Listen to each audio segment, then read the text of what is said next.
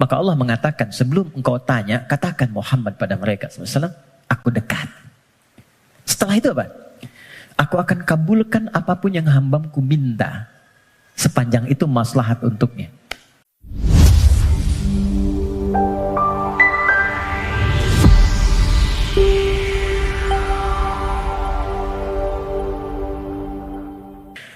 Setiap kita tidak akan luput dari persoalan seperti yang dibahas di pertemuan lalu. Dan ingat kuncinya, tidak ada manusia yang hidup yang tidak mengalami persoalan, yang tidak punya masalah. Itu mustahil. Quran surah kedua ayat 155 sampai 157. Allah menegaskan, saya sedikit menyingkat apa yang telah dibahas di pertemuan lalu. Walanabluwannakum bisyai. Setiap yang hidup pasti aku akan uji dengan beragam ujian kehidupan. Perhatikan cara menerjemahkannya. Untuk meningkatkan kualitas hambaku melalui ujian itu. Jadi posisikan ujian adalah sebagai tes dari Allah yang menjadi fasilitas bagi kita untuk meningkatkan kualitas kehidupan. Itu poinnya. Ragamnya kata Allah bisa banyak. Minal khauf, kadang ada kegelisahan, kekhawatiran akan apapun. Kekhawatiran di rumah tangga, kekhawatiran di pekerjaan, kekhawatiran di kehidupan sosial, dan lain sebagainya. Wal ju', rasa lapar, apapun bentuknya. Wa naqsim minal amwal, harta berkurang. Ada hal-hal yang biasa kita nikmati menjadi tidak kita dapati. Wal anfus, diuji dengan penyakit sampai ada yang menggoncang jiwa, bahkan sebagian kerabat mungkin yang paling dekat dengan kita meninggalkan kita dan wafat. Wath thamarat, ada hasil kerja keras yang telah kita titi sekian lama ternyata diambil oleh orang lain. Wa basyiris sabirin, dan berikan kabar gembira. Ternyata desain ujian itu akhirnya kebahagiaan. Jadi kalau kita menjalani semua apa yang Allah ujikan kepada kita itu dengan benar, itu endingnya itu bahagia. Endingnya kebahagiaan, kenyamanan, ketentraman, kedamaian. Jadi desain yang kedua, masalah kehidupan itu disiapkan oleh Allah bukan ingin membuat kehidupan seorang hamba bermasalah, tapi untuk satu, meningkatkan kualitas kehidupannya. Yang kedua, menghadirkan kebahagiaan sejati yang mengiringi aktivitas hidupnya. Untuk logika yang pertama, supaya mudah dipahami, bukankah setiap anak-anak kita yang belajar di sekolah harus melewati ujian sebelum dia lulus? Bukankah ujian itu parameter untuk menguji kenaikan kualitas pengetahuannya? Maka hukum ini, kaidah ini, logika ini tempatkan pula dalam ujian yang Allah berikan kepada kita. Anggaplah kita menjalani aktivitas kehidupan dan memang itu nyata adanya, lalu ada tantangan yang dengan itu akan meningkat keadaan diri kita. Bertambah kesabaran, bertambah mentalitas, semakin keluar air mata, semakin siap kita menghadapi tantangan berikutnya, dan sudah tidak ada air mata lagi yang dikeluarkan karena sudah melewati batasnya. Kemudian akhirnya kebahagiaan. Nah, kita baru bicara tentang awal dan tengahnya di pertemuan lalu. Gimana menuju akhir dengan bahagia itu? Memanage satu persoalan yang orang lihat dengan masalah, kita melihatnya sebagai jalan menuju kebahagiaan. Oke, itu cara pertama untuk kita menyikapi terlebih dahulu. Jadi memosisikan persoalan kehidupan apapun bentuknya. Ya. Kadang selalu disebutnya dengan masalah gitu kan. Padahal Allah menyebutnya dengan tes, ujian.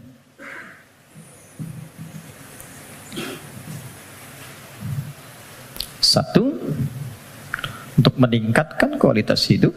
Tadi sudah saya sampaikan bahkan dari sisi logikanya. Ya, ini macam-macam. Ada yang kaitan dengan intelektual, wujudnya kreativitas. Ibu, teman-teman yang akhwat senang mana? Anak diam atau anak aktif? Aktif. Kalau diam kan gak enak ya. Ade, sini. nggak ada aktivitas. Tapi kalau dia jalan sana sini, lompat, lari, nggak diminta lari dia lari, diminta jalan dia lompat, gitu kan? Hah? Aktivitas itu bukankah menstimulus orang tuanya untuk banyak melahirkan kreativitas? Akhirnya tahu, bisa mengendalikan emosinya, bisa menata, bisa mengiringi aktivitas. Sehingga mengatur orang yang sudah bisa mengendalikan anak lebih mudah nanti mengendalikan orang tua yang kekanak-kanakan. Jelas ya? Itu contohnya. Ada yang terkait emosional. Ada yang terkait dengan spiritual. Bukankah kalau ada ujian lewat anak, ayah ibunya yang rajin sholat, berdoa, bahkan puasa, dan sebagainya. Bukankah kalau anaknya sering bertanya tentang persoalan, sering mengeluhkan di sekolah, ibunya yang mulai curhat, bapaknya yang mencari solusi, ini meningkat ini semua. Kalau Allah nggak titipkan lewat itu semua, nggak akan mungkin muncul pengalaman-pengalaman yang kadang melahirkan nostalgia di kemudian hari. Ya, ini poinnya. 2, dan ini pasti sifatnya, apalagi di rumah tangga. Saya tanya sebentar, siapa yang ingin rumah tangganya sakinah? Semuanya ya. Dan sakinah itu babnya adalah masalah. Karena sakinah itu ketenangan yang lahir setelah tuntas persoalan itu diselesaikan. Oke. 2, tidak mungkin Allah titipkan ujian berupa aneka persoalan kehidupan kecuali menjadikan ini sebagai jembatan yang mengantarkan pada kebahagiaan. Ini poinnya. Secara teoritis psikologis kita sudah belajar di pertemuan lalu bagaimana menyikapi masalah supaya jadi ujian yang menyenangkan. Itu dulu. Kemarin setelah kita belajar, yakinkan pada diri kita nggak mungkin diuji kalau nggak sanggup, kan? Al-Baqarah 286 selesai kemarin. La yukallifullahu nafsan illa wus'aha. Jadi kalau ada yang diuji dengan persoalan apapun, katakan pada diri kita, aku yang dipilih, insya Allah sanggup, insya Allah mampu. Itu dulu. Nanti secara psikologis akan ada kekuatan yang tak kita sadari membuat kita lebih siap menghadapi itu. Itu kaidah Quran. Kedua, inna ma'al usri yusra. Sudah kita bahas ini. Yakinkan pada diri kita, setiap ada masalah, katakan langsung pada diri, pasti selesai. Pasti ada solusinya. Tidak ada masalah yang gak ada solusinya. 2, kalau ini sudah menyemai dalam jiwa kita masing-masing, jadi sebesar apapun masalah, itu pasti akan jatuhnya ringan. Apalagi kalau dijatuhkan betulan di atas bentangan sajadah. Kan? Itu lebih indah. Itu yang dimaksud Quran surah 12 ayat 85. Innama ashku bathi wa huzni ilallah. Kata Nabi Ya'qub, aku tuh kalau ada masalah, curhatnya sama Allah. Bukan di media sosial. Dan tidak menyelesaikan persoalan. Anda bikin status, aku nggak menduga ternyata dia begitu. Ya? Tapi nggak ada solusinya gitu. Ya, nggak ada solusinya. Nah sekarang, apa yang tadi kita uraikan telah tuntas kita bahas di pertemuan lalu. Silahkan dilihat kembali, di review videonya. Sekarang kita akan masuk ke sini. Bagaimana memanage persoalan menuju jalan menuju kebahagiaan. Teman-teman, setiap orang yang diuji ada masalah pasti butuh solusi. Dalam bahasa Al-Quran, solusi itu dikenal dengan makhraj namanya. Apa namanya? Makhraj. Pernah dengar makharijul huruf? Oke, makharij itu jamak dari kata makhraj. Makhraj. Makhraj itu jalan keluar. Jadi kalau teman-teman misalnya umrah atau haji, ada lewat jalan di atasnya tulisannya makhraj, jalan keluar. Exit, kan? Nah, di dalam Al-Quran, setiap orang yang diuji dengan persoalan kehidupan, itu fitrahnya sudah pasti menginginkan jalan keluar.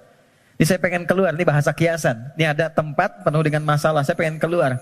Apa jalan keluarnya? Apa makhrajnya? Kalau kita keluarkan ayat-ayat terkait dengan solusi dari setiap persoalan yang endingnya kebahagiaan, maka kita akan temukan satu. Quran, surah ke-65, Kita mulai dengan basicnya Quran dulu ya. Supaya nggak bisa didebat gitu. Kalau teori manusia kan bisa didebat ya. Tapi siapa yang mau mendebat firman Allah? Jadi saya mulai dengan Quran, hadis. Jadi kalau hadisnya didebat, Anda mendebat Rasulullah gitu. Baik. Oke, Quran surah 65 ayat surah At-Talaq. Akhir ayat kedua, di akhir ayat kedua, di awal ayat ketiga. Dan nanti indahnya kenapa ditempatkan di surah At-Talaq. Ya. Bahkan di titik paling nadir pun dari persoalan itu, yang kadang sengketanya, kadang di ujung seakan melahirkan perpisahan dan sesuatu yang tidak diinginkan, itu ternyata masih bisa disisipkan ending yang membahagiakan. Ya. Ya, kita bacakan ayatnya. Bismillahirrahmanirrahim. Langsung ke ujungnya saja, karena kita agak terbatas waktunya. Wa may yattaqillaha yaj'al lahu makhraja. Satu. Oke. Kalau saya tuliskan kelihatan ya, insyaallah ya. Dan kalaupun belum tampak secara langsung, nanti bisa direview videonya, jadi bisa terlihat lebih jelas. Saya naikkan ke atas.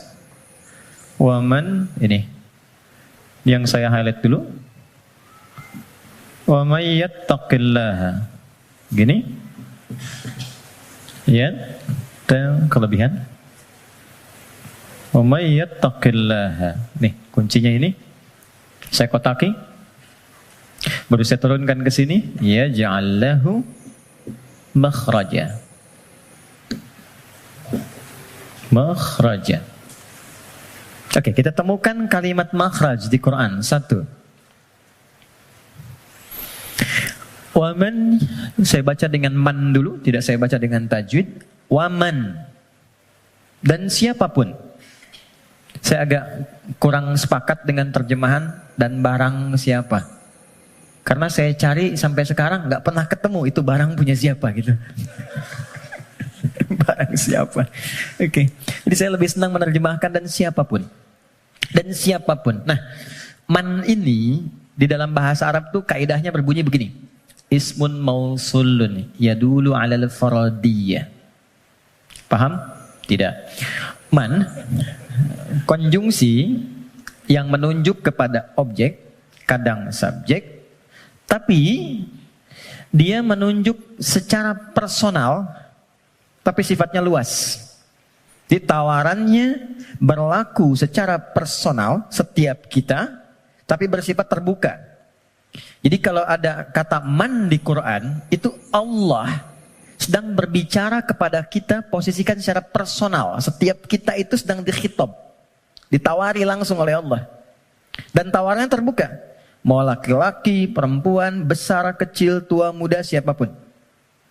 Kalau ini kemudian disandingkan dengan kata makhraj, yang tadi kita sepakati makhraj itu solusi, jalan keluar. Lawan dari solusi, masalah kan?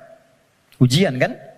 Jadi satu kata man saja sudah memberikan kesan bahwa tidak ada satupun di antara kita, bahkan saat ini di ruangan ini, yang tidak punya persoalan. Setiap kita. Tuh, wajahnya udah kelihatan tuh. Setiap kita pasti punya masalah. Kan? Apapun jenisnya. Tapi kata Allah, siapapun Anda, ketika mendapati ujian dari persoalan itu, aku sudah siapkan solusinya. Dan kalimatnya menggunakan ja'ala loh. Ja'ala itu gak main-main, lekat. Jadi seakan Allah ingin katakan begini, setiap aku titipkan ujian untuk meningkatkan kualitas hidupmu, saat yang bersamaan, ini sudah ada solusinya. Jadi berbarengan dengan itu, ada masalah, ada solusi. Ada problem, ada jalan keluar.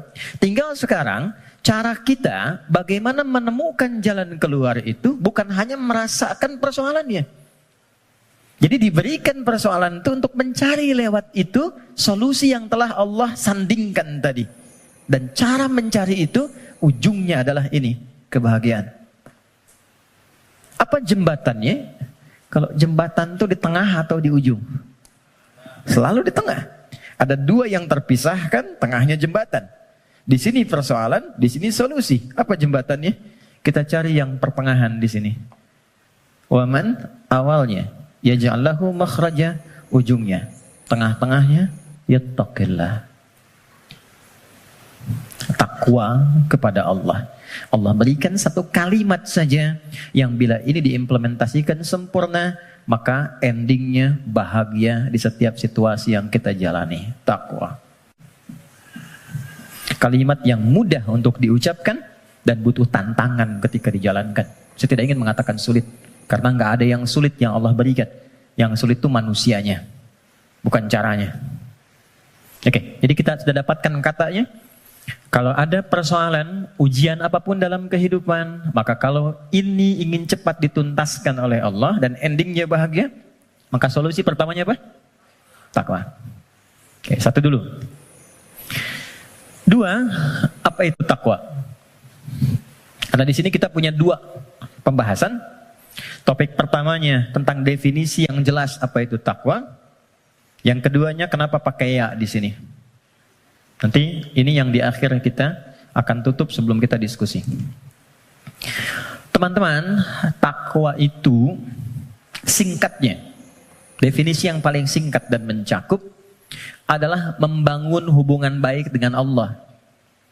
Itu cara cepatnya. Wa may yattaqillaha, siapa yang mampu mendekati Allah dengan baik. Oke, sekarang kita terapkan logikanya. Kalau kita punya persoalan, bukankah kita akan berkonsultasi kepada orang yang kita duga mampu menyelesaikan masalah kita? Ya kan? Bukankah kalau Anda punya masalah di handphone, Anda akan datang ke counter handphone? Bukankah kalau ada orang punya masalah di kendaraannya, dia akan datang ke bengkel yang sesuai dengan kendaraannya? Oke, artinya kita akan merujuk kepada objek itu ketika dipandang dia mampu menyelesaikan masalah yang kita hadirkan. Sekarang, pertanyaannya, siapa yang mampu menuntaskan dan maha memiliki solusi dari semua masalah yang ada di muka bumi? Bukankah Allah? Bukankah yang punya solusi Allah? Yang punya harta Allah? Yang punya ilmu Allah? Karena itulah kita sering minta kan? Ya Allah, ya Allah, ya Allah. Pertanyaannya, apakah setiap yang meminta itu punya hubungan baik dengan Allah? Anda punya masalah. Lalu Anda ingin kontak teman, minta bantuan. Tapi hubungan Anda nggak baik, dikontak nggak temannya? Tapi yang paling aneh, masih dikontak kan? Ya kan? Dan nggak berharap apa-apa gitu. Dan biasanya orang yang tak punya hubungan baik, walaupun dia mengontak, biasanya harapannya kosong. Mau dibantu nggak apa-apa, mau nggak dibantu nambah kesel. Kan nggak punya hubungan baik gitu kan? Oke, nah sekarang problemnya, apakah setiap orang yang minta kepada Allah itu, maaf, punya hubungan baik gak dengan Allah? Karena sifat Allah itu gak mungkin diminta kecuali diberi. Gak mungkin dimohon kecuali dikabul. Itu ada di Quran surah kedua, ayat 186. Paling kiri sebelah bawah di mushaf standar. Wa idza sa'alaka 'ibadi 'anni fa inni qarib ujibu da'watad da'i idza da'an. Itu kalimatnya. Jika ada hambaku Muhammad SAW bertanya kepadamu, berkonsultasi untuk mendekat kepadaku, ingin datang kepada Allah. Biasanya kalau motif hamba datang kepada Allah itu biasanya dua. Satu pengen minta sesuatu, yang kedua mau bertobat. Umumnya begitu. Umumnya. Nah, sebelum datang Allah sudah memahami karena Maha tahu sifatnya. Maka Allah jawab, ujibu da'watad da'i idza da'a. Katakan padanya, enggak usah lelah, aku sudah memahami sebelum dia datang. Wah, itu secara psikologis hebat sekali. Kalau Anda bertanya, Mas Dimas, mana ustadznya? Kok jam 10 belum datang? Iya nih, kayaknya enggak jelas ustadznya datang apa enggak. Dengan jawaban kedua, ustadz sudah dekat, sebentar lagi tiba. Mana yang menenangkan? Jawaban pertama atau kedua? Kedua. Maka Allah mengatakan, sebelum engkau tanya, katakan Muhammad pada mereka SAW, aku dekat. Setelah itu apa? Aku akan kabulkan apapun yang hambaku minta, sepanjang itu maslahat untuknya. Jadi setiap permohonan itu dikabul. Dan jawabannya menggunakan ya. Lalu kembali kepada saya jadi ujibu. Aku akan jawab kapanpun itu yang sesuai dengan kebutuhan dia. Ya, karena sifat doa itu gini, sifat doa itu mengabulkan apa yang dibutuhkan, bukan memberikan apa yang dimintakan. Karena Allah itu maha pengasih, nggak mungkin Allah ngasih kepada sesuatu yang membahayakan. Ya, kadang kalau memang betul itu maslahat buat Anda, minta Anda butuh diberi seketika. Tapi kalau sekarang Anda belum siap, mungkin diberikannya 2 tahun, 3 tahun, 4 tahun. Nabi itu minta kiblatnya pindah dari Masjidil Aqsa ke Ka'bah. Kapan dikabulkannya? Setahun 8 bulan. Bayangkan seorang nabi, rasul, manusia terbaik, minta sama Allah, nggak langsung dikabul. Setahun 8 bulan baru dikabulkan. Kenapa? Bukan nabinya, umatnya belum siap. Ya, begitu pindah, dapat komen dari kalangan Yahudi yang ada pada saat itu di Madinah, langsung dislike, share, viral. Nggak ada yang subscribe satupun. Ya, yang ada nanti malah konflik. Jadi begitu sudah siap, sudah paham dengan esensi sholat, sudah mengenal Allah lebih dekat, baru dikabulkan. Kadang-kadang, maaf ya teman-teman, apa yang sekarang kita dapatkan, boleh jadi itu doa sekian bulan, atau bahkan tahun yang pernah dimohonkan dulu. Cuman kadang-kadang, sebagian hamba tidak menyadari itu, karena itu syukurnya telat. Gitu. Ada yang ketiga, ini yang lebih dahsyat. Allah mengganti apa yang diinginkan dengan apa yang dibutuhkan. Seperti pernah saya sampaikan, Anda punya anak, anaknya sakit, konsultasi ke dokter, ini yang terbaik untuknya jeruk. Pulang dari rumah sakit, dia merengek minta apel. Mama, apel, apel, apel. Ini nak, jeruk.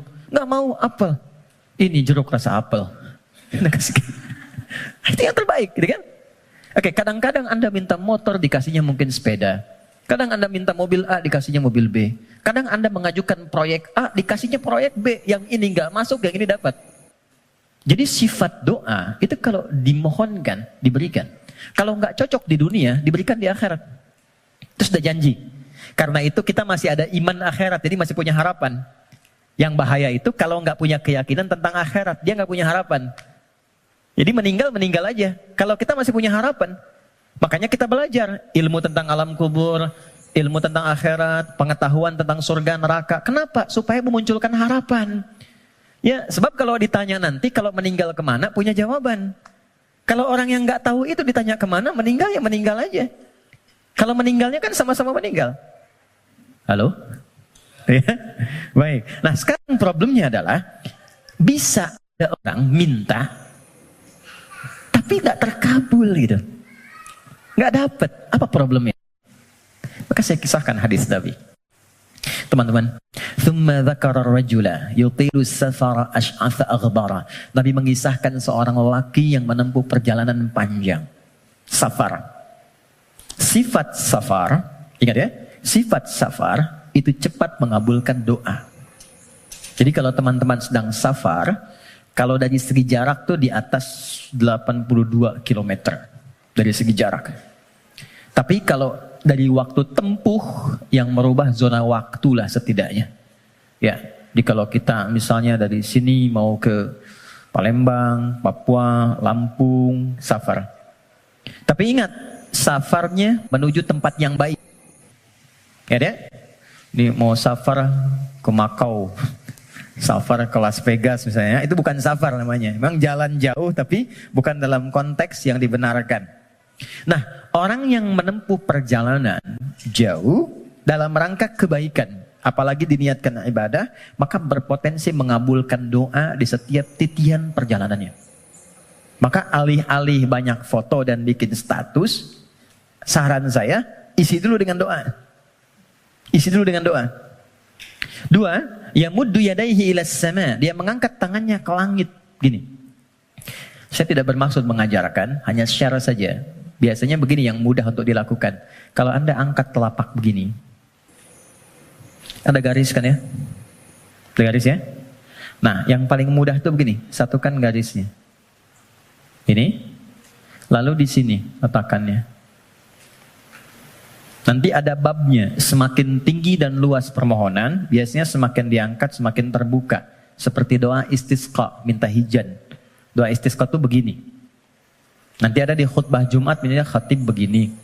Ya, sebetulnya tidak diatur secara spesifik, yang penting ngangkat. Tapi umumnya riwayat mengatakan ngangkat dekat ke dada. Saya yang praktekkan begini. Nah, singkatnya, hadis sahih mengatakan orang yang mengangkat tangan dengan berdoa itu lebih cepat intinya dikabulkan dibandingkan dengan yang diam. Innallaha hayyun karimun. Allah itu maha mulia dan sangat merasa malu kalau seorang hamba mengangkat tangannya tidak dikabulkan doanya. Itu jawaban dari Nabi kepada seorang sahabat yang bertanya, "Ya Rasulullah, kalau ada seorang hamba mengangkat tangan dan bermohon kepada Allah, apakah dikabulkan?" Kata Nabi, "Bagaimana menurutmu jika ada temanmu minta kepadamu sambil menengadahkan tangannya begini? Ya, Mas Sandian, tolong sesuap nasi aja." Kalau nggak ngasih malu kan? Maka kata Nabi, Allah lebih malu karena sifat rahimnya, lebih malu kalau hambanya mengangkat tangannya lalu dia tidak memberinya. 2. 3, ini kunci cepat.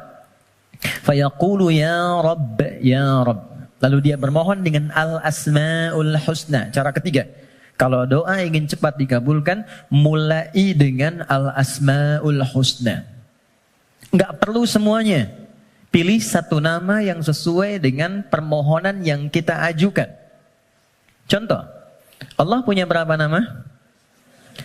Ya, yang dihitung 99. Itu yang disebut dengan Al-Asma'ul Husna. Quran surah ke-17 ayat 110. Ulidu'ullaha. Kalau engkau punya persoalan, kata Allah sebut namaku minta. Awid'ur Rahman. Sebut namaku sang pemberi tanpa batas. Maha kasih yang luas. Ayyamma tad'u, tapi kalau engkau ingin spesifik, falahul asmaul husna, pilih satu nama yang sesuai dengan kebutuhanmu. Contoh, Anda minta untuk dilapangkan rezeki. Sebut ya Allah, Allahnya dulu. Allah.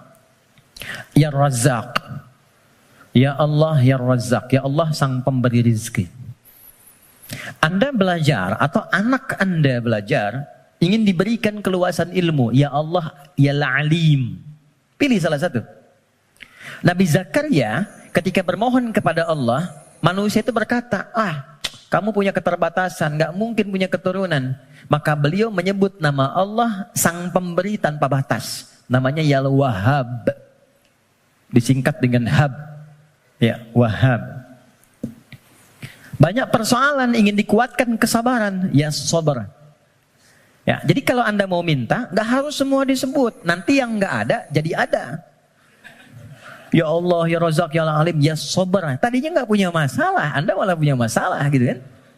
Oke. Dia menyebut ketiganya. Jadi dia mengatakan, ya Rabb, nama puncak untuk pemberian dengan sifat rububiyah. Dia Safar, dan orang ini mengangkat tangan. Apa kata Nabi? Anna yustajabu lidzalik. Ini susah doanya dijawab. Gimana bisa terjawab? Ternyata dia dalam keadaan sedang punya hubungan yang tidak baik dengan Allah. Kata Nabi, mat'amu haramun. Makanan dia sumbernya dari yang haram. Mashrabu haramun. Minumnya yang haram. Malbasu haramun. Pakaiannya dari yang haram. Wa ghudhiya biharamin, dan perangkat hidupnya haram. Saya pegang gelas dari tadi, saya ingin tunjukkan begini.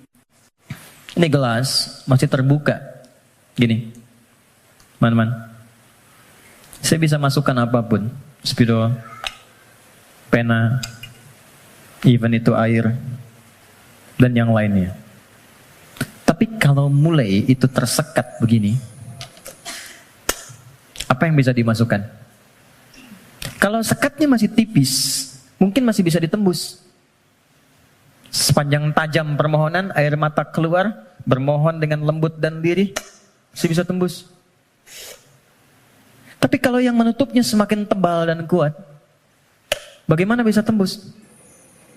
Maksiat yang membuat kita terhubung, buruk, jelek sinyalnya, koneksinya bahkan terputus dengan Allah, itu yang menjadikan sekat-sekat yang menghambat cawan hati kita untuk menerima pengabulan doa dari Allah Subhanahu wa Ta'ala.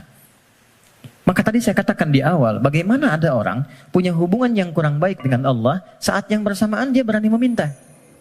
Bersyukurnya Allah punya sifat Rahman dan Rahim yang masih menampung permintaannya dan mengabulkan. Cuman hamba itu yang harus membuka sekatnya dulu supaya pengabulan itu bisa masuk ke dalam dirinya. Jadi sifat Rahman Allah menjadikan doanya tetap dikabul. Cuman mental. Itu maksudnya. Ya Allah Maha Adil, tetap memenuhi janji, diminta diberikan, cuman terpental. Karena apa? Sekatnya belum dibuka. Nah, untuk membuka sekat itu dan dibangun kembali hubungan baik, itu yang disebut dengan takwa namanya. Ya. Bagaimana Anda bisa meminta khusyuk berdoa? Saya kadang-kadang suka mau senyum sendiri. Ada orang berdoa, tapi gerah juga.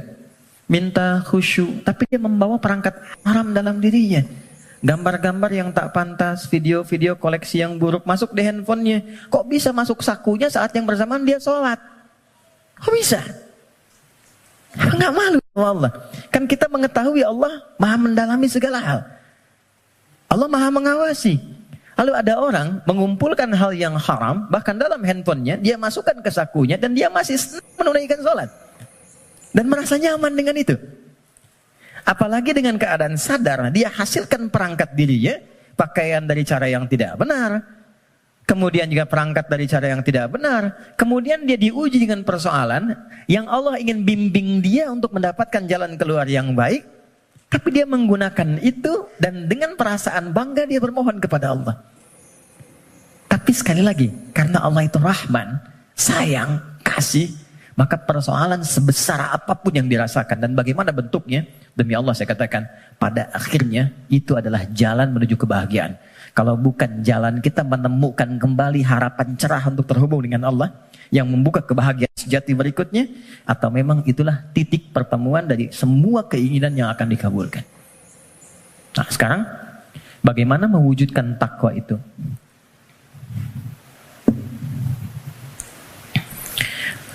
Teman-teman, halo? Kenapa serius begitu? Tenang ya, tenang. Nah, baik. Sekat ini terhambat karena ada penyebab. Penyebabnya yang paling pokok nafsu. Nafsu. Nanti itu yang diprovokasi oleh setan untuk mengeluarkan bisikan-bisikan yang buruk. Nafsu itu setidaknya disebutkan dalam Al-Quran kurang lebih sebanyak 115 kali. 115 kali. Oke. Nah, jadi kita harus mencari kata takwa dalam Quran yang disandingkan dengan nafsu. Kata takwa itu dengan semua derivasinya disebutkan dalam Al-Quran 240 kali. Dan yang bersanding dengan nafsu itu 115 kali. Masya Allah. Tadi masih ingat? Siapa yang menggerakkan nafsu manusia untuk berbuat keburukan? Setan kan? Setan disebutkan 88 kali dalam Al-Quran. Saya ulang. Siapa yang menggerakkan nafsu manusia untuk berbuat keburukan? Kok begitu sekali melihatnya?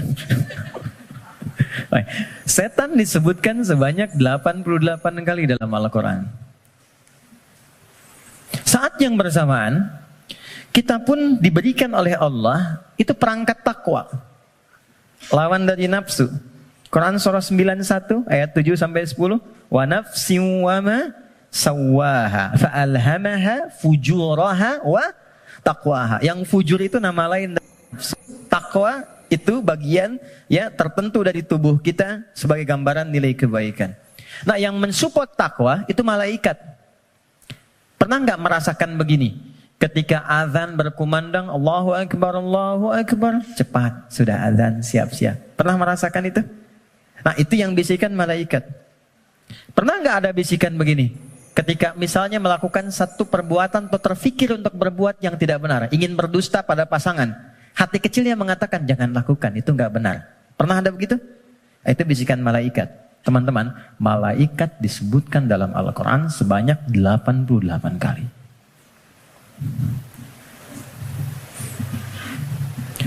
Jadi ini automatically bekerja secara bersamaan terus. Jadi kita baru bangun tidur aja, udah ada pengaruh begitu.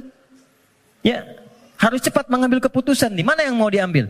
Makanya itu Nabi mengatakan istafti qalbak. Kalau kita ingin memutuskan sesuatu, tautkan diri kita dengan Allah, ambil isyarat dari jiwa takwa kita. Ini. Dari 115 kali ini, yang disandingkan dengan nafsu, maka keluarlah di situ rumusan-rumusan amal soleh, ibadah yang menjadi jalan sekaligus jembatan yang menghubungkan kita dengan Allah. Apa diantaranya? Jazakallah khair. 2, 3, 4. Ya, kita pelan-pelan ya. Buka Quran surah kedua. Ini bagian terakhir kita untuk materi pengantar. Surah Al-Baqarah. Oke. Ayat 1 sampai 5. Quran surah 2, Al-Baqarah ayat 1 sampai 5. Ayat 1-nya pembuka, ayat 2 sampai 4 itu jembatan takwanya, ayat 5 adalah ending kebahagiaannya. Oke. Ya, kita mulai. Pembukanya Allah sampaikan Alif Lam Mim. Aku akan berikan informasi dari firman-Ku yang mudah untuk dipahami, mudah untuk dibaca, mudah untuk diamalkan, semudah engkau mengucapkan Alif, Lam, dan Mim.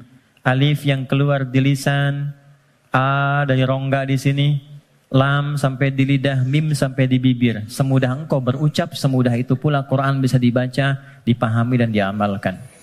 Dzalikal kitabu la raiba fi. Tapi engkau mesti yakin, kalau ingin mendapatkan manfaat dari Quran ini, engkau mesti yakin tanpa ragu terhadap apa yang akan aku sampaikan dan mengamalkan apa yang aku bimbingkan di dalamnya.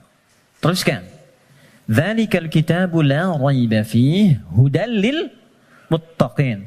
Isi Al-Quran aku telah siapkan menjadi pedoman kehidupan, petunjuk hidup untuk semua kegiatan yang mengiringi bagi orang takwa. Muttaqin itu jama' dari kata taqi. Taqi itu satu orang. Quran surah ke-19 ayat 12 sampai 15. Ya Yahya khudhil kitaba biquwwah wa atainahu al-hukma sabiyya wa hananan min ladunna wa zakatan wa kana taqiyya. Jadi kalau taqi satu orang. Ya. Misalnya Mas Doni punya anak Hamzah yang bertakwa satu orang. Diberi nama Hamzah At-Taqi. Hamzah aku harapkan jadi insan yang bertakwa. Misal.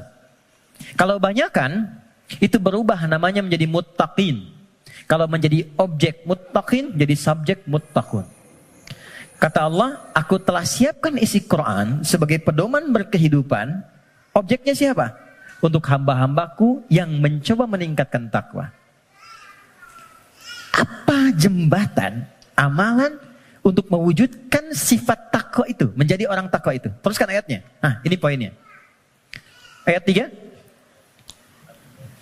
Alladzina yu'minuna bil ghaib wa yuqimuna shalah. Oke, satu. Teman-teman lihat baik-baik. Disebutkan dengan kata alladzina. Saya pernah sampaikan di banyak pertemuan. Alladzina disebutkan sebanyak 1080 kali dalam Al-Quran. Dan menunjuk pada semua objek tanpa batas. Siapapun.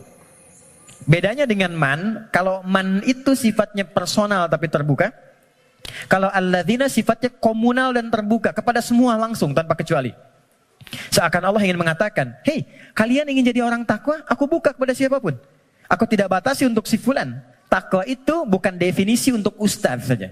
Untuk kiai, habib semata. Tidak. Siapapun.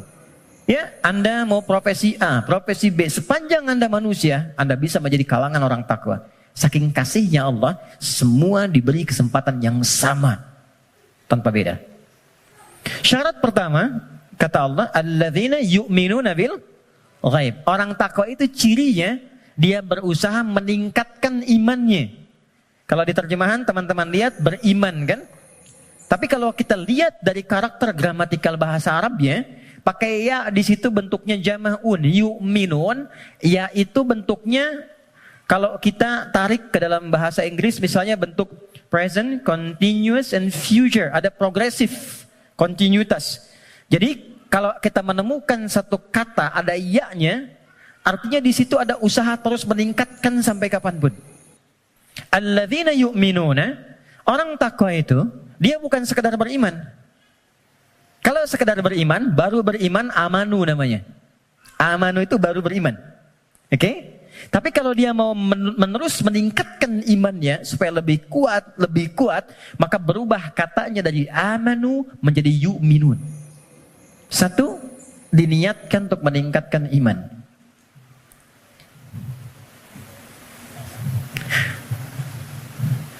Ilustrasinya begini. Tadi subuh jam berapa? 4 lewat berapa? 4 lewat 8. Ada lagi yang lain? 4 lewat 5, 4 6, 48. Kita ambil 48 ya. 4 lewat 8. Allahu Akbar, Allahu Akbar. 4 lewat 8. Begitu dipanggil, Allahu Akbar, Allahu Akbar, bangun. Sadar ada panggilan, siap-siap untuk menunaikan salat. Jam 4 lewat 8 dipanggil, jam 4 lewat 8 bangun. Itu namanya iman standar. Oke. Bukan kuat, iman standar. Oke. Baik, gini. Teman-teman kerjanya jam 8. Datang jam 8, standar gak? Standar kan? Ya. Kerja jam 8, datang jam 8, standar ya? Standar. Kalau Anda datang jam 7, itu baru istimewa. Ya, itu baru kuat, bagus. Dipanggil jam 4 lewat 8, Anda siap-siap dari jam 3.30. Nunggu panggilan, kan? Itu kuat namanya. Dipanggil jam 4 lewat 8, nunggu dari jam 2. Istimewa. Ya. Yang sering terjadi itu begini, dipanggil jam 4 lewat 8, baru sadar jam 8 lewat 4. Ya. Okay. Ini problemnya. Dan masih menuntut untuk solusi segera gitu kan. Nah teman-teman, jadi orang yang yu'minun itu, dia tahu dia beriman, dia tahu dia dipanggil sholat, tapi dia ingin selalu meningkatkan keimanannya. Maka dia naikkan, biasa dipanggil jam 4 lewat 8, jam 4 dia mulai bangun. Naik lagi jam 3.45, 3.30. Semakin Anda mampu meningkatkan itu, dan nanti ada rasa dalam jiwa. Ya, petunjuknya begini. Biasanya kalau iman sudah mulai meningkat, dalam bab sholat itu, ada orang yang ketinggalan sholat sunnah, itu hatinya gelisah. Padahal yang fardu itu belum dipanggil. Karena biasa tahajud, subuh 4 lewat 8, dia bangun jam 4 lewat 5. Lalu ketika dia lihat jam, ya Allah terlambat saya. Padahal subuh aja belum. Nah itu jadi akan melahirkan satu getaran pada jiwanya, yang bahkan memosisikan ibadah sunnah itu kehilangan, jadi sesuatu yang sangat mahal. Kalau yang ini yang standar, atau ini yang di bawah standar, kadang-kadang terlambat sholat fardu pun biasa aja. Ini, ya. Nah ini yang dimaksud yu'minun. Jadi kalau ingin menjadi manusia takwa yang dimudahkan segala persoalan kehidupannya, ini kan eksklusif, VVIP, nggak semuanya orang bisa. Hal yang pertama dilakukan adalah niatkan untuk meningkatkan iman dulu. Naikkan imannya. Jalannya bagaimana? Amalannya langsung. Cara meningkatkan iman itu satu, wa yuqimunas shalah. Perhatikan tulisannya teman-teman di situ. Ya, biarkan saya saja supaya antum fokus untuk melihat, ya, dan bisa maksimal untuk mengamalkan. Biarkan saya mengembalikan pada fitrah diri saya, datang sendiri, rangkan sendiri, menulis sendiri dan menghapus sendiri. Ya, Anda datang, lihat, dengarkan, amalkan, masuk surga, itu luar biasa. Jazakallahu khair. Oke. Ya. Ya itu dia, saya sedang memikirkan bagaimana saya menuliskannya lagi. Enggak semuanya. Oke, aman. Nah, oke. Baik. Siap. Ya. Antum yang punya ide, beliau yang punya eksekusi. Dua-duanya ada pahalanya insyaallah. Ya, tapi antum berkurang ketika mengurangi tulisan di belakang. Oke.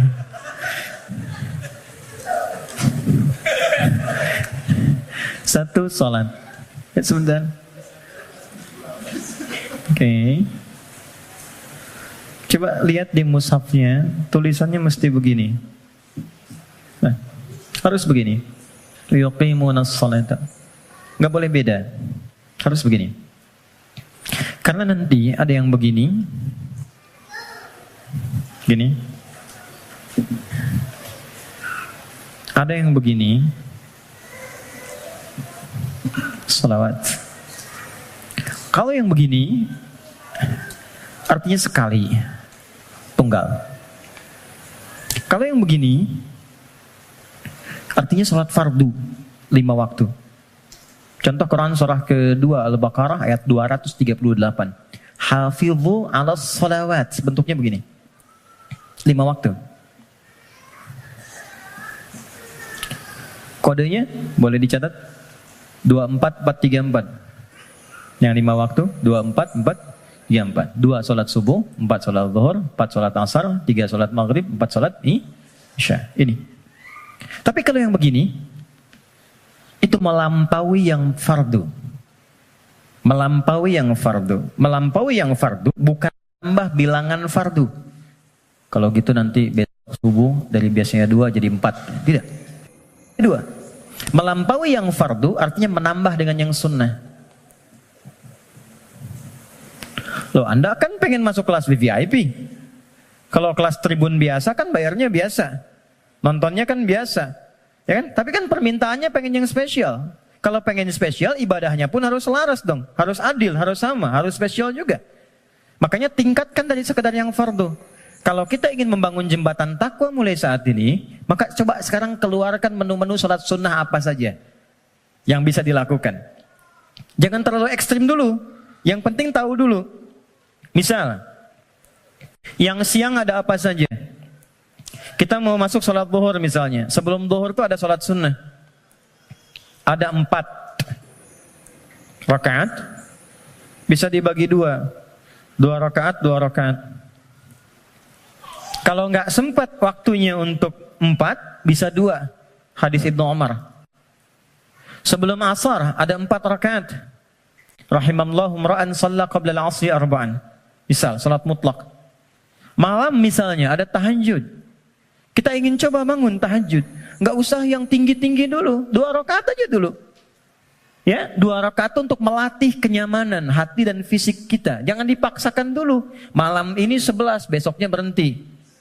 Ya. Dan nggak usah panjang-panjang dulu. Saya selalu mengatakan kalau pengen tahajud dimulai, maka mulai dengan 2 rakaat tahajud, 1 witir. Ya, dan gunakan surah paling favorit yang bisa kita ucapkan, kita bisa bacakan. 3 kul kan? Dari wajahnya tuh kelihatan. Rakaat pertama, qul a'udzu birabbil falaq, al-falaq. Ya kan? Antum kan nggak jauh dari Al-Asr, An-Nasr, Al-Kautsar, Al-Falaq, An-Nas, Al-Ikhlas. Pada ikhlas semua tuh. An-Nas. Tutup witir dengan 1 rakaat, Al-Ikhlas. Ikhlas, Bang. Saking ikhlasnya cuma 1 gitu ya. Oke. Oke. Coba dulu itu. Sampai jiwa kita merasa bosan, nyaman jiwanya. Tapi kan kita mulai merasa bosan, masa ini terus? Besok kan jadi naik kan? Jadi 4, terus tambah ad-duha, al-insyirah. Lama-lama menikmati. Nah, ketika menikmati itu yang disebut dengan halawatul iman. Nikmatnya beriman. Sudah pengen pindah surat. Kalau para penghafal Quran tuh adik-adik RKM biasanya murajaah. Al-Baqarah, Ali Imran, An-Nisa, biasa. Tapi kalau sudah paham esensi tahajud, yang dibaca itu kadang, kalau sudah mengerti, surat yang sesuai dengan kebutuhannya. Itu tingkat tertingginya. Misal, sedang ada persoalan yang berat ke jiwa. Nggak harus tinggi-tinggi. Baca rakaat pertama ad-duha, kedua al-insyirah. Kita nggak harus tinggi-tinggi. Dan kita merasakan itu. Pengen membangun hubungan baik dengan Allah, pengen taubat gitu kan, pengen mendekat, pengen jadi ahli surga, baca surat Az-Zumar misalnya. Pengen husnul khatimah, bacakan surah Al-Fajr misalnya. Ya, kan di penghujung ayatnya, ayat 27 sampai dengan ayat 30. Ya kan? Sampai terasa kenikmatannya. Itu yang dimaksud dengan wa yuqimunas shalah. Dan tunaikan dengan khusyuk, dengan merasakan itu. Ya, ini poinnya.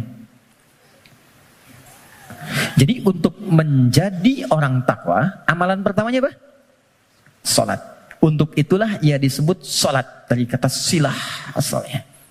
Silah.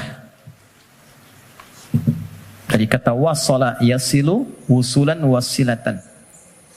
Wasolatu sampai, ibadah yang menyampaikan hajat kita kepada Allah disebut dengan salat. Karena itu semua isinya doa. Silah, kalau teman-teman bikin simpul yang kuat talinya begini sehingga sulit dilepaskan, gini, disebut dengan silah namanya. Hubungan erat yang sulit dilepaskan. Pernah dengar silaturahim? Kenapa disebut silaturahim? Karena ketika Anda kumpul, terhubunglah ya satu hubungan, chemistry, perhatian yang itu nggak lepas saat pulang.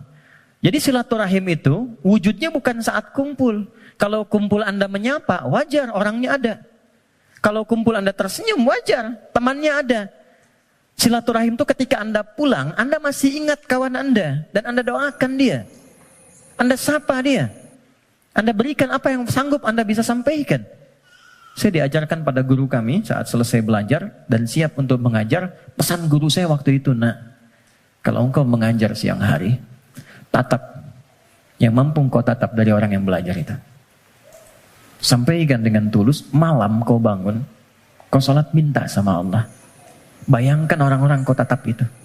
Mintakan ya Allah mudahkan urusan hidupnya, sehatkan mereka, bahagiakan mereka, tanamkan kedamaian dalam jiwa mereka, mudahkan mereka untuk memahami apa yang dipelajari. Itu yang menjadikan ilmumu akan bermakna. Ya. Dan jangan pernah mencari dunia, karena Allah pasti akan cukupkan. Itu pesan guru kami. Beda kan ketika teman-teman punya anak, kemudian belajar, Anda bayangkan wajahnya, Anda bayangkan keceriaannya, Anda mohonkan kemuliaan kepada Allah, rasanya akan lain. Gitu. Nah, menyambungkan sesuatu dengan kuat itulah silah. Ibadah yang melatih kita terhubung dengan Allah, supaya terus tersambung di setiap situasi, itulah sholat namanya. Karena itu orang yang sukses sholatnya, maka dia akan terkoneksi dengan Allah di setiap semua kegiatannya. Itu yang dikonfirmasi di Quran surah keempat An-Nisa di ayat 103. Quran surah 4 ayat 103. Dia langsung ingat, langsung terhubung, terkoneksi. Sesuatu yang terhubung, terkoneksi, ingat disebut dengan zikir namanya. Makanya habis sholat kita zikir kan? Karena boleh jadi saat sholat banyak yang lupa, belum terkoneksi dengan Allah. Ya? Bahkan ada orang yang kata Nabi sendiri mengingatkan, hatta la yash'ural musalli kam raka'atan yusalli. Ada orang yang bahkan gak sadar berapa rakaat sedang menunaikan sholatnya. Waktu subuh tadi berapa rakaat sholat? 2 ya? Ada yang 1 loh. Ada yang 3 loh. Karena tak ingat. Lupa. Kalau lupa kan suka gak ingat. Kan? Nah, فَإِذَا قَضَيْتُمُ الصَّلَاةَ, kalau Anda telah tuntas mengerjakan sholat, فَاذْكُرُوا, maka sholat yang telah Anda kerjakan itu akan mengoneksikan diri Anda dengan Allah. Qiyaman, dalam aktivitas berdiri. Jadi kalau orang benar sholatnya, dia berdiri itu ingat Allah. Jalan, aktivitas dalam berdiri. Jalan ingat Allah. Kalau jalan ingat Allah, mau pakai kendaraan, mau jalan kaki, gak akan sombong. Karena merasa setiap aktivitas berjalannya diawasi oleh Allah. Keluar dari sini tak akan pernah tertukar alas kaki. Keluar dari masjid gak akan ada yang ketukar sendal. Karena ingat Allah. Mustahil orang ingat Allah, lantas dia misalnya menggunakan alas kaki orang lain. Mustahil. Ya Allah, mana? Ya Allah. Oh, ini, astagfirullah, lupa. Pakai aja. Dia pakai yang paling bagus. Padahal dia ke masjid gak pakai sendal. Tuh. Sekarang kreatif. Maksiat tuh udah banyak kreatifnya sekarang. Jadi Anda bayangkan, orang berbuat maksiat aja makin kreatif sekarang. Jadi kenapa Anda berbuat baik minim kreativitas? Munculkan. Fadhkurullaha qiyaman wa qu'udan wa 'ala junubikum. Maka duduk pun ingat Allah. Makanya dia bekerja depan komputer, nggak ada yang bisa menambahkan nol, merubah proyek dan sembarangan, tanda tangan di tempat yang tidak jelas. Itulah sholat. Nah, ini yang saya katakan di awal. Takwa itu amalannya jembatan yang menghubungkan kita dengan Allah. Tandanya sudah ada ketenangan. Jadi kalau sholatnya sudah enak, akan ada perubahan pada perilaku. Ya, tenang, nyaman, damai. Maaf teman-teman, saya ingin konfirmasi yang tadi saya sampaikan. Yang menjadikan seseorang tergerak berbuat maksiat sehingga mudah diprovokasi setan, itu apanya tadi? Nafsunya kan? Nah, nafsu itu punya dua karakter. Ketika memberikan bisikan keburukan, ammaratum bisu, Quran surah 12 ayat 53. Wa ma ubarri'un nafsi innan nafsa la'ammaratun bisu, bentuknya dua.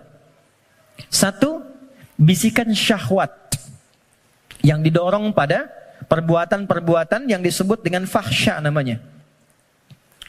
Fahsya itu bentuknya penyimpangan syahwat. LGBT, homoseksual, ya, pornografi, porno aksi, kata-kata jorok dan sebagainya, itu fahsya namanya. Nah, semakin bagus sholatnya, itu akan terkontrol. Ditutup itu. Jadi merubah perilaku, lebih baik. Tekan.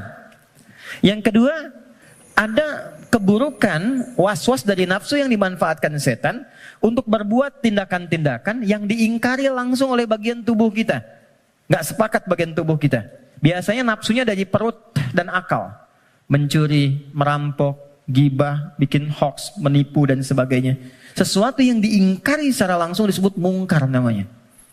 Jadi ada fahsya, ada mungkar. Maka konfirmasi ini ditetapkan oleh Al-Quran di surah ke-29 di ayat ke-45. Quran surah 29 ayat 45. Perhatikan semua simpul hubungannya. Utlu ma uhiya ilaika minal kitab wa aqimis shalah. Innas salata tanha 'anil fahsya wal. Jadi mengerjakan amalan takwa pertama dengan menunaikan sholat itu bisa mencegah nafsu supaya tidak liar, tidak keluar fahsya, tidak keluar mungkar. Kalau sudah yang buruknya ditekan, maka muncul lawannya yang baik. Nafsu ditekan, takwanya naik. Manusia kan cuman begitu. Ya, yang keluar di lisan itu kan cuman dua. Kalau bukan kata-kata baik, kata-kata buruk kan. Kalau buruknya nggak ada, baiknya keluar. Kalau pulsa kebaikannya banyak, dia yang keluar. Tapi kalau buruknya banyak, baiknya kosong, buruknya naik, baiknya tertekan. Itu aja. Itu yang dimaksud al-imanu yazidu wa yantaqis. Yazidu bitta'ah, yantaqis bil maksiat. Kalau bermaksiat, naik buruknya. Kalau bertaat, naik baiknya. Ini konfirmasi awal. Maka nafsu dengan sholat bisa ditekan, maksiat bisa dihilangkan, sekat bisa dibuka. Dibukalah sekatnya. Ini. Pelan-pelan. Maka demi Allah saya katakan ya, sejahat-jahatnya kejahatan yang pernah diperbuat oleh penjahat. Sejahat-jahatnya kejahatan yang pernah diperbuat oleh penjahat. Itu akan sirna dan tuntas dengan menunaikan sholat yang benar ditunaikan. Karena itu hal pertama yang dilakukan oleh orang-orang yang ingin membuka lembaran hidupnya dan dia bangun hubungan baik. Demi Allah saya katakan, sholat. Larinya ke masjid. Dan lihat apa yang terjadi. Yang pertama Allah berikan bukan dunianya dulu teman-teman. Bukan dunia. Anda punya masalah, terlilit utang piutang dan sebagainya. Bukan dilunasi utangnya dulu. Tapi ditenangkan dulu hatinya. Nanti dari situ bisa membaca esensi kehidupan. Kemana sebetulnya hidup saya ini? Diajari nanti oleh Allah. Pola hidupmu salah selama ini. Makanya terjebak begini. Apa belum tiba waktunya kau menjadi orang yang baik? Apa enggak lihat orang-orang dulu yang pernah dulu begini, lebih buruk dari kamu, sekarang dia bisa jadi orang baik. Maka ditampakkan kisah si fulan, si fulan, si fulan. Enggak sengaja lihat YouTube, keluarnya malah sesuai dengan apa yang kita butuhkan. Dibuka. Nanti setelah sadar, keluar air mata tuh. Tenang, lapang, tiba-tiba ada orang datang di samping. Yang sudah lama enggak kita kenal tuh. Kata orang teman lama, bro kamu kemana aja? Udah lama. Apa pekerjaan sekarang? Cerita ngobrol, udah ikut saya aja. Pelan-pelan ikut berubah, masalah selesai tanpa terasa. Ada yang sedang tobat, sujud. Selesai ternyata husnul khatimah, wafat. Itulah salat. Jadi yang pertama yang Allah berikan lewat ibadah salat itu untuk membahagiakan dulu. Kebahagiaan yang dirasakan setelah tuntas mengurai satu persoalan itu disebut falah namanya. Falah. Karena itulah panggilan salat disandingkan dengan panggilan falah. Dengarkan suara muazin yang nyaring berkumandang itu. Hayya 'alas shalah. Setelah itu apa? Hayya 'alal falah. Itu kalau kita memahami makna falah dengan pendekatan ini, demi Allah saya katakan, tidak ada yang paling indah kecuali kebahagiaan ketika mendengar suara muadzin itu. Itu yang menjadikan sahabat Ali bin Abi Thalib sudah gemetar ketika mendengar suara adzan. Allahu Akbar, Allahu Akbar. Sudah nangis beliau. Saking ingatnya kasih sayang Allah. Tiba panggilan yang saat didengar oleh gunung. Kalau paham gunung itu mengerti bisa hancur saking merasakan nikmatnya dari Allah. Karena saat itu ada amalan yang kalau dosa bisa diampuni, permintaan dikabulkan, masalah diselesaikan. Salat. Kalau paham dengan ini, gak ada orang meninggalkan salat. Yang ada pengen salat terus. Pengen salat. Oke, satu. Saya cepat ya, supaya kita agak waktu untuk diskusi. Dua, wa mimma razaqnahum yunfiqun. Sekarang ada cara takwa menggunakan harta. Saya berhenti 8 menit lagi. Kalau sholat kan nggak bayar ya? Di MRBC bayar? Nggak ya? Oke, gratis kan? Artinya semua orang bisa melakukan itu. Jadi nggak ada yang bisa ngeles. Ya? Karena nggak ada perangkat lain yang menyertai. Kedua, harta. Jadi ada skema lewat ibadah fisik berupa sholat. Yang kedua ada skema takwa lewat harta. Ternyata harta itu bukan sekedar kenikmatan yang menjadikan kita nyaman dalam menjalani kehidupan dunia. Bukan semua fasilitas dunia, bukan. Tapi itu juga bisa menjadi perangkat yang mengentaskan solusi dari masalah yang dialami. Apa bentuknya nanti? Ada skema infak, ada skema zakat. Teman-teman hati-hati dengan zakat ya, karena sangat sensitif. Anda sengaja tidak berzakat, maka jadi racun hartanya. Bisa merusak kepada yang lainnya. Itu. Apalagi terwariskan nanti. Jadi makanan dimakan oleh anak atau siapapun, ya harus hati-hati. Infak, itu nilainya tinggi. Infak itu bukan sekedar menghadirkan pahala yang sangat luar biasa. 700 kali lipat paling sedikit. Jangan dibatasi di situ. Al-Baqarah ayat 261. Ya, masalul ladzina yunfiquna amwalahum fi sabilillahi kamathali habbatin ambatat sab'a sanabil. 1 jadi 7. Fi kulli sumbulatin mi'atu habbah kali 100. 1 kali 7 kali 100, 700 kali lipat. Itu maksudnya pahala ya. Pahala, bukan perkalian feedback ke kita, bukan. Jangan bayangkan begini, kalau saya infak 1.000, balik 700.000. Bukan begitu cara memahaminya. Itu enggak tepat. Yang dimaksud, Anda mendapatkan 700 kali lipat pahala di akhirat nanti. Jarak satu keduanya 500 tahun. 2 ketiga 500 tahun. Itu di akhirat. Di dunianya dapat apa? Nah, di dunia itu pancaran keberkahan. Di antara pancaran keberkahannya ada 2. 1, memberikan tambahan barakah kepada Anda yang nilainya lebih daripada apa yang Anda berikan. Minimal 10 kali lipat. Misal, dijaga dari sakit yang kalau berobat nilainya sekian. Dijaga dari musibah yang kalau dialami keluarnya mesti sekian. Itu. Yang kedua, ini yang paling menarik. Infak dengan harta itu kalau diniatkan sesuai dengan keinginan yang kita mohonkan pada Allah, itu bisa mengentaskan persoalan yang sedang dialami. Itulah wasilah tawassul dengan harta. Rumusnya Quran surah ke-5 ayat 35. Saya pakai Quran, jadi nggak bisa dibantah. Ya ayyuhalladzina amanu taqullah. Hai orang-orang beriman, tingkatkan takwamu kepada Allah, wabtaghu ilaihil wasilah, dan cari wasilah dalam rangka menunaikan takwa itu. Apa wasilah diantaranya? Bisa menggunakan harta. Harta. Yuk, saya kisahkan dengan singkat, cepat sekali. Kalau mau infak, coba yang pertama, ini nasihat saya dari Quran. Orang pertama yang kita tuju kalau ingin berikan infak, orang tua. Siapa? Orang tua. Berikan yang terbaik yang mampu kita persembahkan. Itu ada di Quran surah kedua ayat 215. Yas'alunaka madza yunfiqun Mereka banyak berkonsultasi, bertanya pada Muhammad, apa yang harus diberikan kalau pengen infak? Dijawab oleh Quran dengan dua jawaban.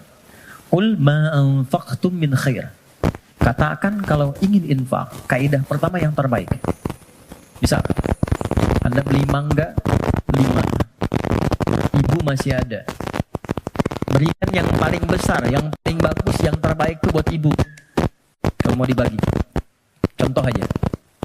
Kemudian, lil walidain. Urutannya, kalau ingin diberikan, satu yang pertama orang tua.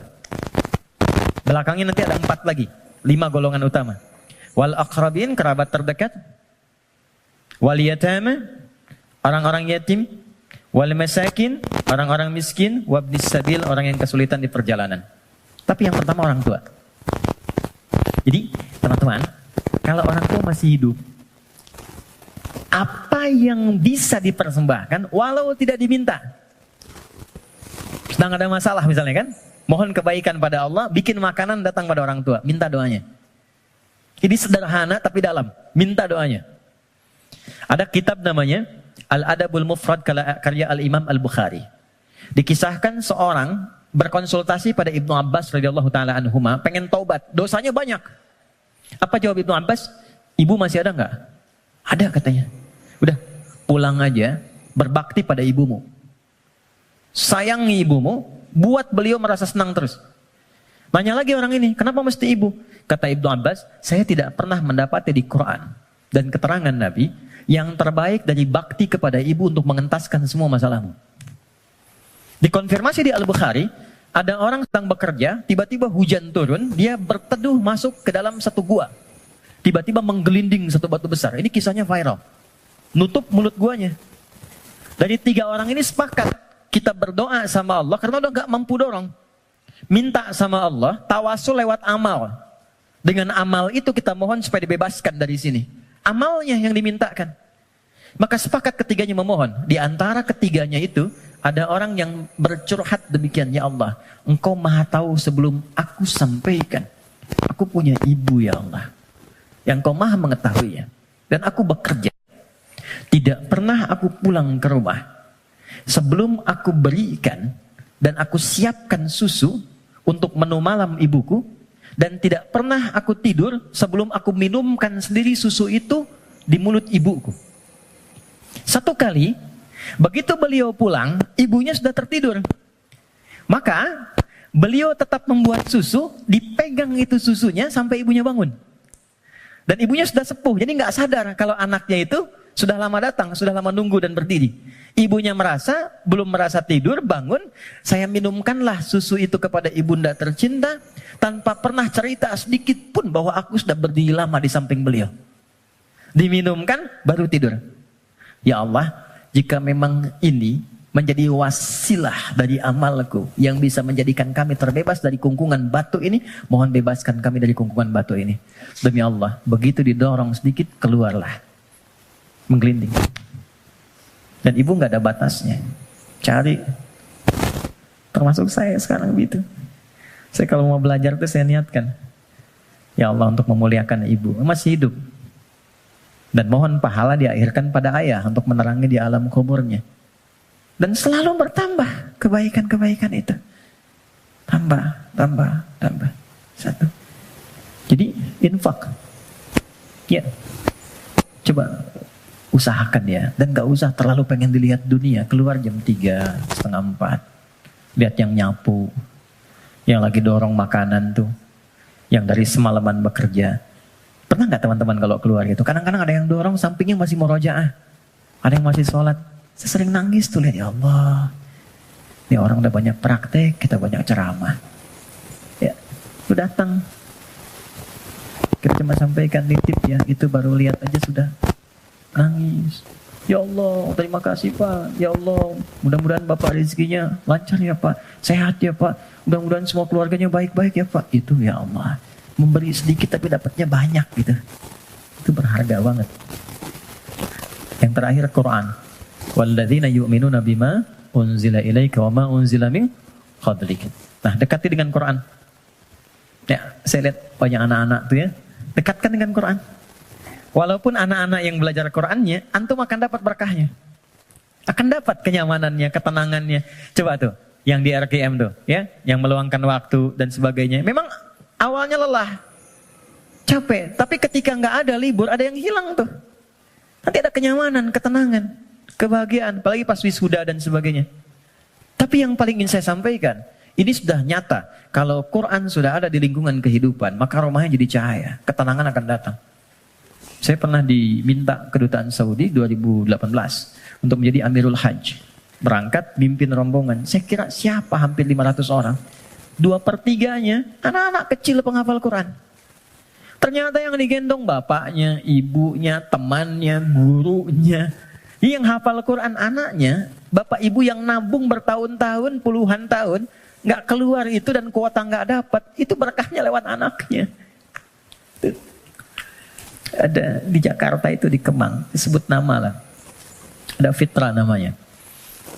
Orang mengatakan terbatas. Bicara lambat, pergerakan, nggak bisa jalan, ya normal begitu. Tapi dia menghafal Quran. Setoran. An-Naba berapa ayat? Yang paling menarik, Allah titipkan. Dapat hadiah umrah. Berangkat dengan ibunya. Ibu udah nabung, udah segala rupa. Gak punya biaya. Demi Allah, sampai di Madinah. Sampai di Mekah. Dari sejak Madinah sampai tawaf di Ka'bah itu, di Mekah. Ibunya gendong anaknya. Padahal sudah kami kirimkan santri dan juga mutawif untuk gendong itu. Ibunya nolak, enggak. Bu, ibu kan yang mengandungnya, udah bawa dia. Kenapa sekarang masih digendong juga? Justru saya bersyukur kepada Allah dengan adanya fitrah ini. Dialah yang telah membawa saya ke sini. Maka biarkan saya menggendongnya sebagai syukur saya kepada Allah. Tidak. Jadi jangan melihat anak Anda punya kekurangan. Gak ada, anak itu semua istimewa. Jangan lihat fisiknya. Jangan lihat perilakunya. Ada keistimewaan yang Allah titipkan di dalamnya. Boleh jadi keberkahan itu di anak Anda. Solusi itu di anak Anda. Bukankah Anda kadang punya masalah lihat anak jadi tenang lagi? Pulang dari kantor lihat anak merajaah, anak menunggu, anak memanggil, Anda ceria lagi. Dekatkan mereka dengan Quran. Gak ada yang paling indah kecuali Anda pulang dari pekerjaan. Dibuka. Anak Anda yang 4-5 tahun tiba-tiba mengatakan amma yatasa'adun anin naba'il azim. Anda lihat dari belakang. Demi Allah, kecuali Anda mengejarnya. Nunggu di belakang. Anda peluk dia. Dan keluar air mata itu. Gak ada yang paling indah. Dan itu mahal. Apalagi ketika anak Anda telepon, Papa. Dia gak bisa berkata-kata. Kenapa nak? Aku telah selesai hafalan 30 juz. Udah. Kontrak sebesar apapun gak akan bisa membeli itu. Jatuh Anda sujud. Kharru sujada. Sujud. Takwa itu simple. Takwa itu sederhana. Terakhir, saya tutup. Wabil akhirati hum yuqinun. Jangan larut dengan masalah dunia. Ya, sehingga menjadikan Anda meratap. Dan Anda tidak move on dengan kehidupan berikutnya. Ini sebentar, bukan cuma Anda yang punya masalah. Orang lain punya masalah juga. Apakah kebahagiaan yang banyak di masa lalu menjadikan Anda lupa dan habis dengan kesulitan yang hanya sekejap di masa kini? Ada masalah baru 5 menit, Anda hidup udah 50 tahun. Anda lupa dengan kebahagiaan 50 tahun, sehingga habis dengan masalah yang 5 menit. Ingat, kita akan pulang. Kata Allah, bil akhirati hum yuqinun. Ya, yakin dengan akhirat. Kalau nggak dapat di sini, di akhirat pasti diberikan. Maka ayat kelimanya, orang yang mampu menerjemahkan takwa dengan kiat-kiat tadi, ulaika ala hudam mir rabbihim wa ulaika humul muflihun. Maka ia akan selalu lekat dengan petunjuk dan lindungan Allah dan kebahagiaan melekat dalam titian kehidupannya. Maka kita teruskan kembalikan dan kita akhiri dengan Quran surah ke-65 di akhir ayat kedua, di awal ayat ketiga yang sudah dibalik tadi di belakang. Yang kita katakan, wa may yattaqillaha yaj'al lahu makhraja. Semakin takwa ditingkatkan, salat naik, infak bertambah, kepada orang tua baik, Quran ditambah, sehari 1 ayat jadi 10 ayat, 1 halaman 1 juz.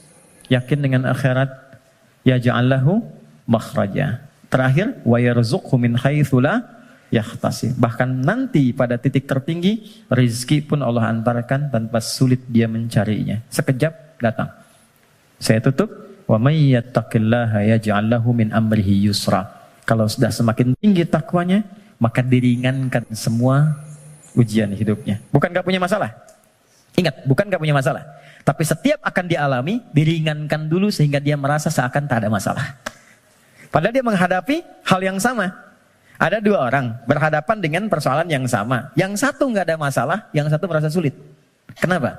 Karena yang satu sudah mendapatkan keringanan dari Allah Subhanahu wa Ta'ala. Sahabat sekalian, hidup memang tak selalu mudah, tapi jangan lupa, Allah tidak pernah meninggalkan hamba yang terus berusaha dan berdoa. Saat hati ikhlas, niat lurus, dan langkah kita dibimbing oleh iman, maka satu persatu pintu kemudahan akan terbuka. Semoga apa yang disampaikan Ustadz Adi Hidayat hari ini menjadi pengingat bagi kita semua untuk selalu mendekat pada Allah dalam setiap urusan. Terima kasih sudah menyimak. Jangan lupa untuk terus berbagi kebaikan dengan cara like, share, dan subscribe ya, agar semakin banyak yang mendapat manfaat. Semoga Allah mudahkan setiap langkah kita menuju ridhonya. Wassalamualaikum warahmatullahi wabarakatuh.